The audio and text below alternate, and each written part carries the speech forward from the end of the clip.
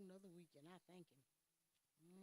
A lot could have happened, but it didn't, and I thank him. Well, today we're starting a brand new quarter, and our main topic is about two prophets of God. We're going to spend a lot of time in Daniel. We got about 7 lessons in Daniel, and then he's going to talk about Jonah. They have 3 lessons in Jonah, and at the end of each one of those sections, it says something about Jesus in the New Testament. So we're on our first lesson today, and it is in Daniel, the first chapter. This is the beginning of Daniel, the first chapter, and we're going to go down through here because the subject of the lesson is, I don't know why I don't have that wrote down, Daniel honors God's law. Daniel honors God's law. So at this time in history, Jehoiakim was the king of Judah, and Nebuchadnezzar, the king of Babylon, besieged Jerusalem. Oh, Lord, he was a terrible character, wasn't he? He carried some of the vessels out of the house of God, took the vessels over into the house of his gods. He also brought some of the Israelites out from the royal and noble tribes, families, and those who were had no blemish. You know what? Even as bad as he wanted everything perfect. The imperfect king wanted everything perfect. He wanted the best of everything. And so he took people out of the noble families of Judah and that had wisdom and knowledge and understanding of science and had the ability to stand in the king's palace to be taught the language of the Chaldeans, even though he took God's stuff and put it in with his stuff. Fix it, thank you. And so the king appointed them daily provisions out of his food, out of his meat, out of his wine. And they were to be nourished for 3 long years. And at the end of that time, they were supposed to come and stand before the king. And these children, some of them were Daniel, Hananiah, Mishael, and Azariah. And the prince of the eunuchs gave them different names. They gave them Belshazzar. They gave Hananiah Shadrach. Just going to change the name. Going to change everything to fit where they were. And Mishael became Meshach. And Azariah became Abednego. Now, these young men, this is where our lesson really starts. That was just background, getting you ready for this. They exhibited commitment, integrity, and nonconformity. Guess what we need to do today? We need to do likewise. We need to make sure our commitment and our integrity and our nonconformity to the world is in good shape. Because if you follow everything the world says, you're not going to make it in the kingdom. It's just not. He already told us to be separate, do what he told us to do, walk like he told us to walk. And so they were dedicated, dedicated to a cause or activity and have firm resolution in it. Well, what that really means is that you're not going to let anybody talk you out of it because you committed to it. You're not going to let anybody influence you not to do it because you're committed to it. Integrity, honesty, uprightness, truthful, nonconformity is you refuse to follow the prevailing practice or pattern. I refuse to follow this because it's not what God has asked me to do, and I'm not going to do it. And so here they are. They wouldn't comply with the standard of Nebuchadnezzar, and so he decided that he was not, Daniel himself, and his friends agreed with him, we're not going to defile ourselves with the king's meat. We're just not going to do that. his wine. And he requested that they might not defile themselves. And so the prince, God gave Daniel favor. Do you know he can give you favor? Right today, he can give you favor. And so God gave Daniel favor with the eunuchs that were the prince over the eunuchs, supposed to take care of them, make sure that all these 3 years they didn't come up looking pitiful and drained and malnourished. They had to do that. And so he asked this eunuch, prince of the eunuch, if he and his subjects could just not eat this. Because back in the history of it, some of this stuff had already been dedicated and offered to idols. That's against everything Daniel and these boys had in mind. That was against everything. We're not dealing with idols. We're not going to be associated with idols. And so it was out that they offered it to the idols before they got to the king's table. And so Daniel said, no, can we just have some vegetables and some water? Because we want to skip this meat and this wine that possibly had been offered to idols.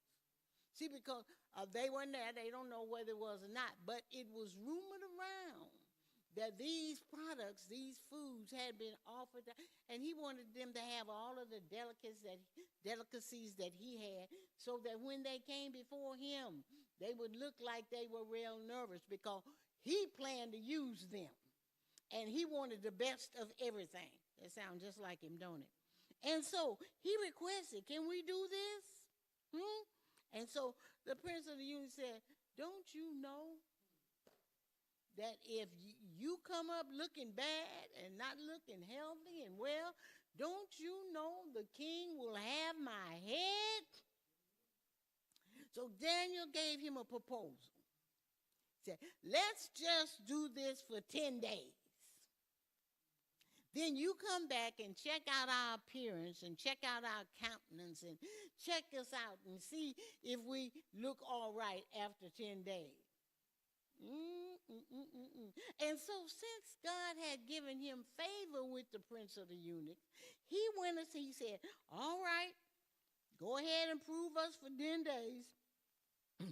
Look at our faces.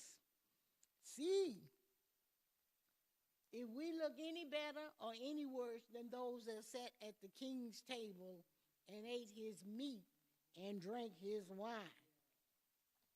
Then, and only then, you can deal with your servants and see if we can really do this. And so he consented for a 10-day trial. At the end of the 10 days, y'all had the book. I hope y'all read it. At the end of the 10 days, their faces appeared fairer and fatter in flesh than all the children that had eaten at the king's table, eaten his meat, and drank his wine. They looked better. Now, guess who did that? Nobody but God. Yeah, nobody but God. Because he will make things right just for you if you have his favor. He will turn stuff around just for you if you have his favor. Lord, have mercy, have mercy. So when it comes to us receiving things of the world, we should be just like Daniel and these boys. We should refuse to partake in what the world is offering, because we have been called out and pulled out and set up for a different kind of kingdom. We're not in this kingdom. Okay, different kind of kingdom. And so from then on, he let them go ahead and eat the vegetables and drink the water. And God gave these 4 children, these 4 men, young men, these 4, he gave them knowledge and skill in all learning and in wisdom. Now, that's what we need today, isn't it? We need some knowledge and we need some wisdom. Because knowledge by itself is not going to help you. But when you put the knowledge and let the wisdom come in to show you how to use the knowledge that Lord have mercy, that makes it work. That makes it work. Because a lot of time we have knowledge, but we don't have wisdom with it, and we just blabbing out and saying stuff and all out of order and everything because we think we have the knowledge. But you also need some wisdom. It was good then, and it's good in 2024. We need some wisdom of how to use the knowledge that God has given us. And so they were excellent in all of that. And Daniel had understanding in dreams and vision. Kind of remind you of Joseph, don't it? Yeah, kind of remind you of him. And so, remember Joseph had these dreams and his brothers hated him. You had dreams, your brother hates you. They actually put you in the pit. They sold you into slavery. But them same brothers had to come right back to you to keep from dying from starvation. Them saying, see, that's why we can't really spend a lot of time worrying about what folks is doing to us, because in the end, God gonna handle it anyway. He gonna take care of it anyway. Amen. And so at the end of the 3 years, and that was all over, they had to go and stand before old King, I call him King Nebi. I stand before Nebi and see what all of this 3 years of training and eating his food. You know the man didn't tell him that he wasn't. He didn't tell him that. He didn't tell him that. He left that alone. Because if they look this good, I'm going to leave it alone. I ain't going to even tell him that they ain't even eat this meat. Did you know, King, you know they ain't eating the meat, they ain't drinking your wine, they ain't no. He didn't do that. Because he knew that his life would be in danger if he did that. So they brought him before the king, and the king examined them, and among them, all of the others, and these four, examined all of them to see. And among all of them was not found none like Daniel, Hananiah, Mishael, and Azariah. Who you think did that? The God of all grace did that. He did that. And he blessed them, and they stood before him. And in all matters of wisdom and understand, the king questioned them. Like he was a district attorney or something. He questioned them and began to ask them questions and inquired of them. And he found them to be 10 times better than his magicians and astrologers that were in his realm. They had more wisdom and more knowledge and more understanding than any of the rest of them in his realm. And you know, the idol worshipers, they depended on magicians and astrologers to look at. When I was looking at one movie, they was jingling bones around and trying to get a message so they could give to the king so he wouldn't kill them. But when it went down, the magicians, the astrologers, and all the rest of them, Daniel and these three boys were 10 times better than they were. Because of what? God's wisdom, knowledge, and understanding. Don't you know he'll do the same for us today? Oh, Lord have mercy. He will do the same thing. I have been in school and didn't have the answer, and Mama and Sister, we went to church. Oh, yeah, we were going to Bible class. Oh, yes, we going to, what does they do? Let me just explain something about my parents. There was no such thing as them coming and asking me that I want to go to Bible class. That was out.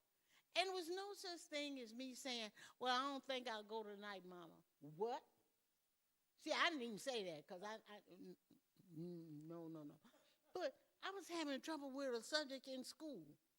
And while I was sitting in Bible class, sitting right there, while they was teaching the Bible, I didn't have my books because Mama didn't let us take our school books to church. No. You leave them here, and we going to church, and you come back, and you know. And the Lord, I know it was him, just revealed to me how to do it. Lord, I'm telling you, he will do the same thing today that he did then. He said, I'm the same yesterday, today, and forever. So now you need to look at this real clear and understand that if he did it for them, Lord have mercy, he'll do it for you. Don't you know he can make you 10 times better than your competition? You know we have competition at work. Y'all know that. Yeah. Everybody's scratching and digging and trying to get to the top of the line. We have that. But he'll make you better without the degree that they have. Ooh. Yeah. He'll make you be able to do things that with their degree, they can't even do. I was working with one nurse, and she had all these letters behind her name and everything, and she was trying to do a procedure on the person. And, well, we just can't get it. We can't get it. And they called me. Why would they call me? It was actually inserting a catheter in a female. Why did they call me? I went in there, and the first pop, the urine just popped out. But she had all the letters behind her, and not only that, she was making bigger bucks than I was making. But she couldn't do it. But God allowed me to be able to do it. Don't you know he'll do the same thing for you today? He will give you wisdom, knowledge, and understanding of how to accomplish what you need to accomplish to move further on in him. Lord, have mercy, have mercy. So we need to keep this in mind, that God can do it. God can enable you to do things that they thought you couldn't do. And sometimes they'll give you assignment and they're just setting you up for failure. But then when God, oh, Lord have mercy, when God step in and give you the wisdom, knowledge, and understanding how to do it, they standing looking like Boo-Boo the clown. Yeah, because they thought you was going to be a failure. But God said, I'm giving you wisdom, knowledge, and understanding to carry out my plan. But only if you're committed, only if you have integrity, and only if you do not conform to the world's standard. That's a biggie now. I told them in Philadelphia, I said, we get saved, and we want to bring the church, the world into church with us as we come into the church. That doesn't work. No, that doesn't work. You can't bring that in here and think it's going to work. See, because you got to get rid of that old man, because the old man is a mess. Y'all know that. Your BC days was really some kind of rough days, wasn't it? You were doing some everything and thought it was all right. So when you finally get delivered, you can't bring what you were into in the world in God's church, because it just don't fit. There's a whole different order in the kingdom than it is in the world. And so they were so much better. The king was astonished. He didn't know what to do with that. In the whole realm, did you read that verse? In the whole realm, everything that he was over, they were better than anybody in there. Only because they were committed, had integrity, and refused to conform to his practices. Didn't want to do it, didn't want to defile themselves. And so Daniel continued in the royal court of Babylon until the overthrow of Babylon by Cyrus. Now, what are we going to do today? Number one, God honors those who honor him. You don't honor him, he's not going to honor you.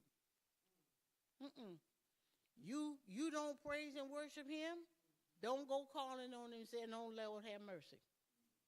You don't follow his guidelines, and Bishop said he don't have rules, he have orders. He said all the time. He have orders. What is the order of the Lord? He told us really clearly, be ye holy, for I am holy. So what he's expecting out of us is us to be just like him. So why would you bring him something that you know is directly against what he has said? Why would you do that? Y'all want to talk to me today? What would make you want to try to do that? I know when I was being brought up, when I disobeyed, there was some great punishment that went along with that. I tell you all the time, I could get by with Daddy, because all I needed to do was cry real loud. Just cry real loud. And now that's only if Mama wasn't home. See, it didn't work if Mama was home. Jonathan tried it too. It didn't work. He got so mad at Daddy one time, and he just decided, I'm just going to throw up all over the floor. And he did. And Mama happened to come in. She made him get the rag and clean it up yourself. Ain't nobody cleaning up behind you because you didn't have to. Yeah. I could get by with Daddy, but I couldn't get by with Mama. Some of y'all met her. Y'all know. I couldn't get by with her. But it's the same thing with the Lord. He is expecting you to do what he asked you to do. You were brought up in church, even if you weren't brought up in church, when you received the Holy Ghost, when you said, I am by my Father, when you receive the Holy Ghost, he's expecting you to obey his orders, not rules, order. You know what? Rules can be broken. Did you know that? And if you happen to get with somebody that know how to do stuff, they can switch around and twitch around and get something changed that was not supposed to be. But you can't do that with the Lord, because he know everything. He sees everything. And so if we're trying to fool the pastor, that's not your goal, because you can't fool God. And you can't fool the pastor all the time. So what God is calling for, and what this lesson emphasizes, is that you should refuse to defile yourself with the world's stuff. And they got a lot of stuff out there now, y'all. Oh, yeah, they got a lot of stuff. So if you refuse to participate in it and stick with what you know is right, God will always back you up. There will be no time that he won't back you up, because he's a God of his word. And if we keep his commandment, he is going to do what he said he would do. Now, these people was in their own country, minding their own business, and Nebuchadnezzar besieged the whole country, took God's stuff, and put it up there with the idol stuff. There was one incident where somebody had took the Ark of the Covenant and put it in there with Dagon. Y'all remember Dagon? Yeah. What happened to him? Lord have mercy. He kept falling down until he broke his hand off and broke this off and broke that off. You can't mix God up with this other mess that's going around. We can't even follow around with people that do this. Sometimes we need to change who we associate with in order to be, undefiled in the eyes of the Lord. Because, Mama, Lord, I talk about her a lot, but she told us association makes assimilation. You keep on hanging out with these people that's doing all this damnable stuff, sooner or later, you're going to find yourself dibbling and dabbling in the same thing and be completely out of the will of God. Daniel made up in his mind, I am not going to defile myself with the king's meat. In other words, I heard that he really uses some of this meat to offer to the idols. I'm not eating this because I'm not having anything to do with idols, because the Lord has delivered me from that, and now I am one of his. And so I don't have to do that. A lot of stuff we do, we don't have to do. We're just convinced to do it, but we don't really have to do some of this stuff that we're doing.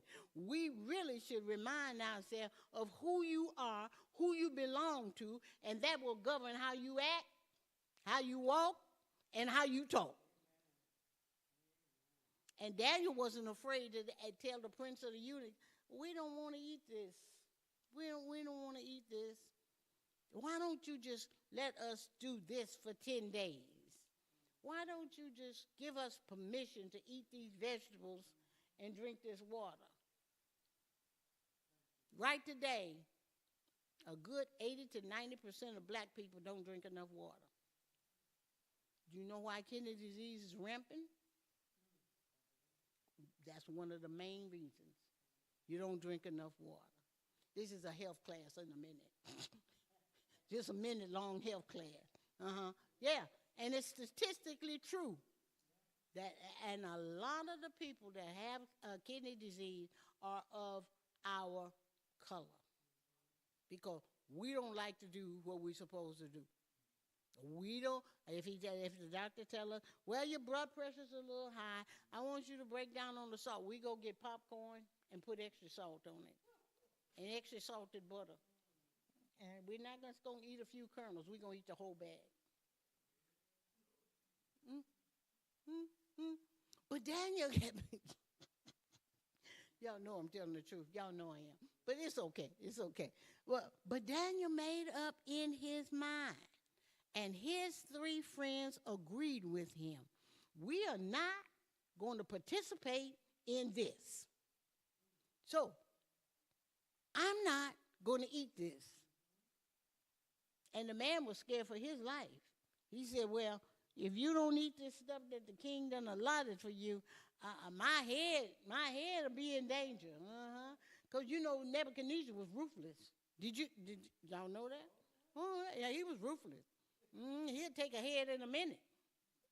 So he didn't want his head. So finally, after Daniel had talked to him and convinced him through the help of the Lord that this would be okay for a trial, he tried it out for 10 days.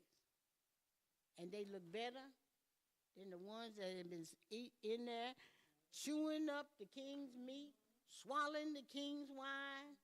All that stuff may have been offered to idols. Lord have mercy. We need to read our history and understand how important it is for us to be committed to what we're into. You into Jesus, be committed to him. Because you can't serve 2 masters. They already told you that, I think it's in Matthew. You cannot serve 2 masters. That's why I don't understand how people can have more than one husband. It's all I can do, take care of the one I got. So, 2 wives either. Yeah. Y'all can't even take care of 1 wife. Lord have mercy. So you cannot do that. And Daniel made up in his mind, not only cannot, I will not. And I'm going to have my integrity. I'm going to be truthful. I'm going to be honest. I'm going to be everything God has required me to be. Fast forward to 2024. How many of us have made that strong commitment like that? I am going to be what God wants me to be. And I'm not participating in what the world has to offer me, because I know where that road leads, because I read my word. I know where that road leads. So I'm not going that way. I'm not doing that. And so we got permission. And look at God starting to work. Once they got permission and started eating the vegetables, now these people over here eating all this meat, probably had vegetables to go with it, baked potatoes and all this kind of stuff with the meat. All kind of stuff. And the wine. They faring sumptuously, as we say.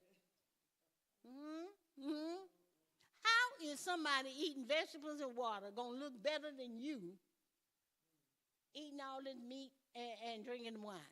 How they going to look better? All because of the hand of God. Because they were committed to him, he stepped in when no one else could. Don't you know in your stuff you got going on, if you are really committed to him, he will step in when you got stuff going on. That's, Lord have mercy. How many times have he stepped in for us? How many times has the doctor said one thing and the Lord said something else? How many times have he actually tried to kill you? I know he didn't try several times to kill me. Yeah. But God said, not now. Yes, we all know it's appointed unto man once to die, and after that the judgment. But he said, not now. So he can change. Did you know he can change the hearts of men? And he even said in one part of the word, the heart of the king is in my hand. So I can have him do whatever I want him to do. 3 years passed. It's time for them to present him to the king.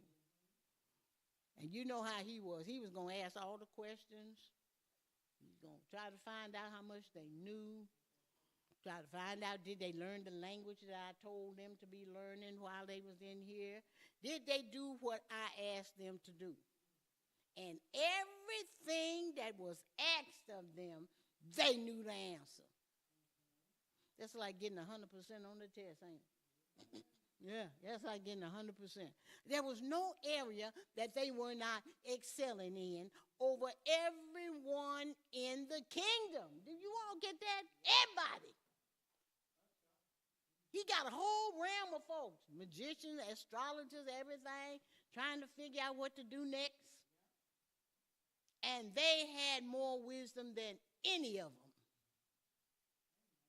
All because they decided they're not going to participate.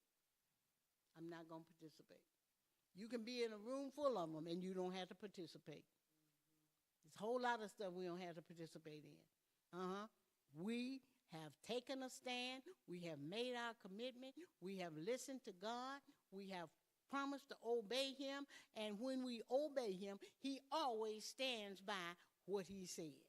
Y'all ain't got no questions? Y'all let me do a monologue. Hallelujah to Jesus. Y'all let me go with the monologue, huh? All of this comes from them honoring God. And guess what'll come to you when you honor God? The same blessing. He's not going to switch it up. It's the same blessing that you need. He is going to deliver it if you honor God. Bottom line. We got to commit to God. And then God, what? Commits to us. Absolutely.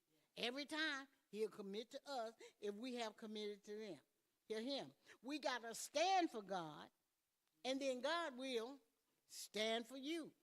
He'll be with you in the courtroom. He will be with you in the sick room. He will be with you everywhere you go to handle everything you got going on if you commit, stand, and believe God. You got to believe him. Why would you pray if you don't believe he's going to answer? Y'all ain't going to talk to me today, are you? Why even pray if you don't believe that he's going to do what you asking him to do? He got a question, Jesus. What is this lesson saying to our young generation today? Because our young generation today seem like they want to be invincible. They just want to feel like we got it all together. We don't want to hear. We don't want to listen. We don't want to hear nothing. They got their own mind of their own. But what is this lesson saying to the young generation today? The lesson is that if you follow God and honor God, he will do the same for you. You don't have to do what you're doing. And a lot of our young people today have never been exposed to the word. That's part of what's holding up the rapture and his second coming. He's trying to give us time to get as many people involved in his word as we can. But the generation today don't even want to hear it. Yes, ma'am.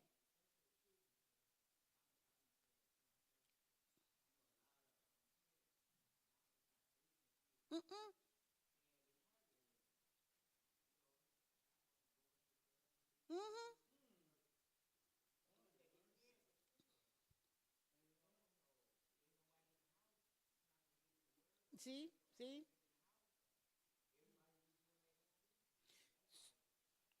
Sometimes these young people are exposed to the word by happenstance. They happen to meet somebody outside of their household that told them about the Lord. All of us weren't blessed to be raised up in a godly household. All of us weren't. No. Some of us were out there, and they happened to hear about the goodness of the Lord. So they're not raising them. They're not teaching them to pray. They're not teaching them to read their Bible. They're not taking them to church. In fact, they ain't going themselves. So the question then becomes, how can you be an example to your children? Because the Bible said train them up in the way they should go. How are you going to train them up and you ain't going?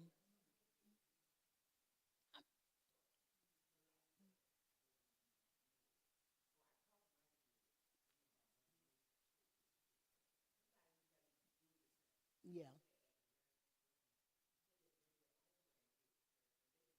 Mm-hmm.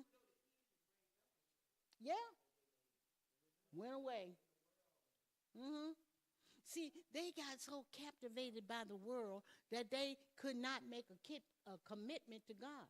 Because when you are captivated by something, let's take a man and a woman. Okay, they got married, but all of a sudden one of them got captivated by somebody else. And so they strayed away from the one they married to be with the one, somebody else. That's a trick of the enemy too. And that's exactly what happens to our children.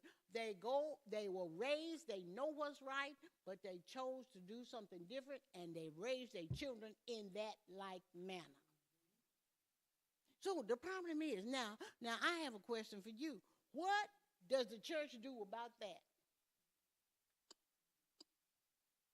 What is the church's place in that? Because we all have had relatives, whether they be children or not, that we know is on the wrong path. Some of us just stay away from them. But no. Okay. All right.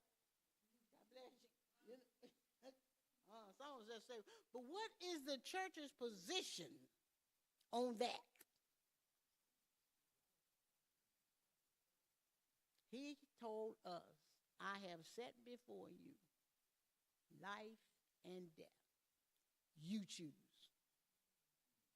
You choose.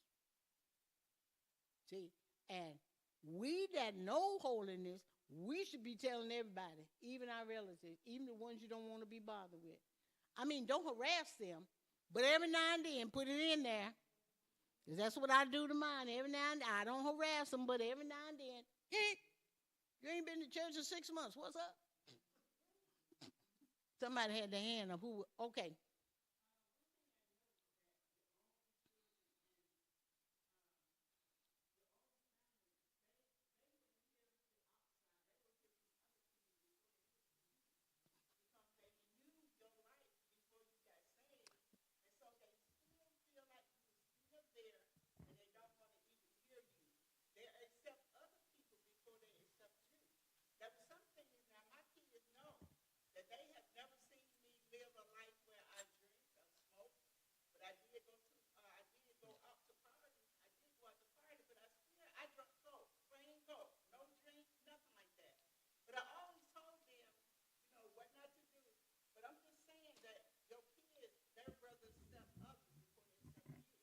Well, that, why it's really, really hard for them to do that, but they just rather hear other people. They'll move. They'll do it quicker for other people than they'll do it for you.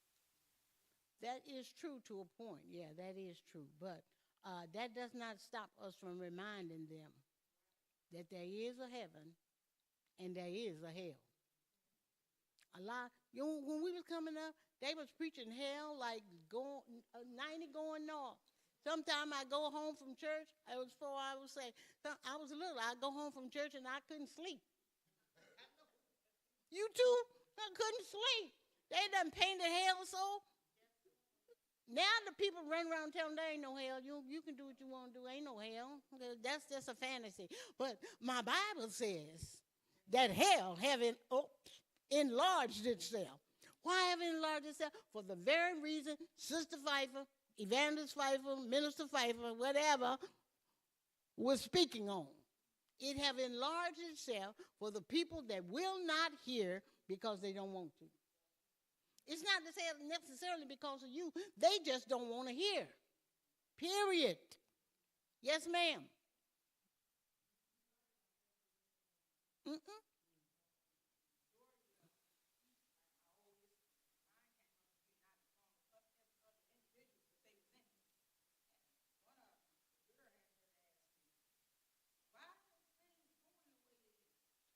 Why what? I didn't hear you. Why is she going through what she's going through? Oh.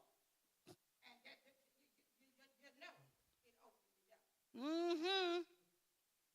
Open it wide. Open it wide open, and I stepped right on it.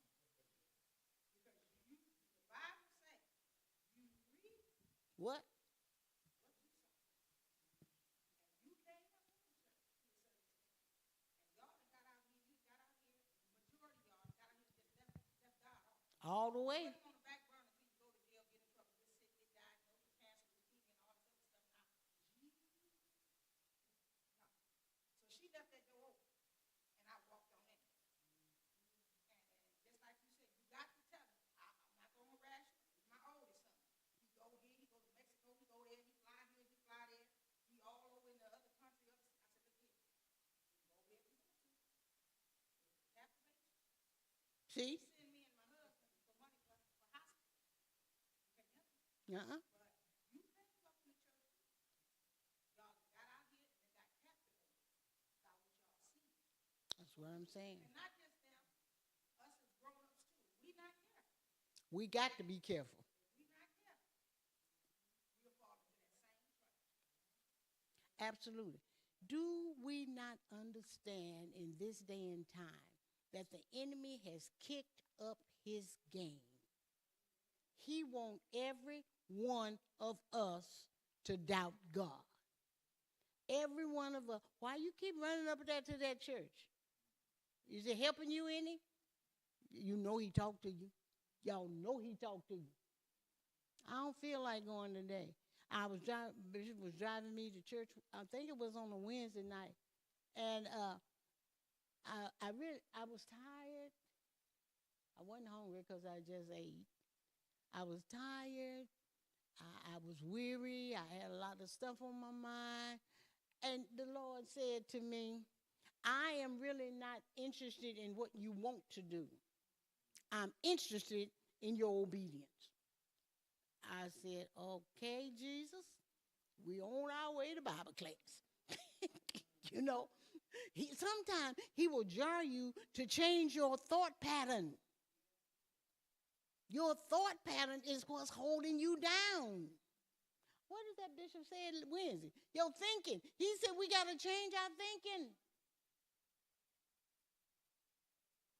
And we continue on with this stuff that we're doing and not changing our thinking and not holding them in high esteem. Why would you hold a human man in more high esteem than you hold God?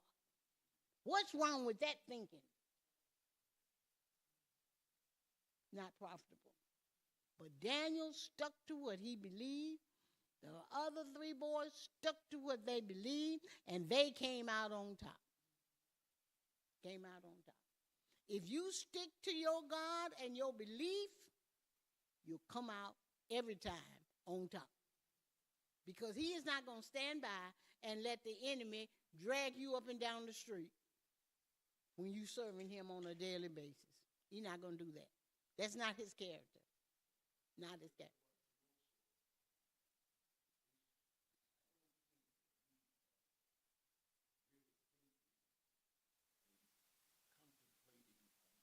Contemplating the Word of God as a parent and as a person that is gifted by God,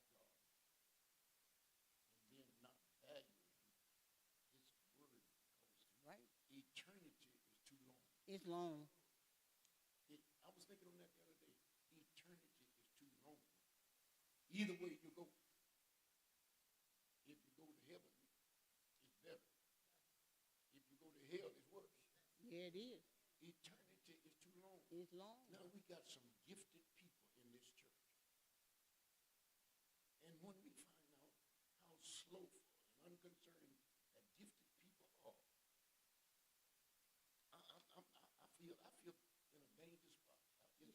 Yeah. It's a dangerous place to be gifted and not use your gift. Right.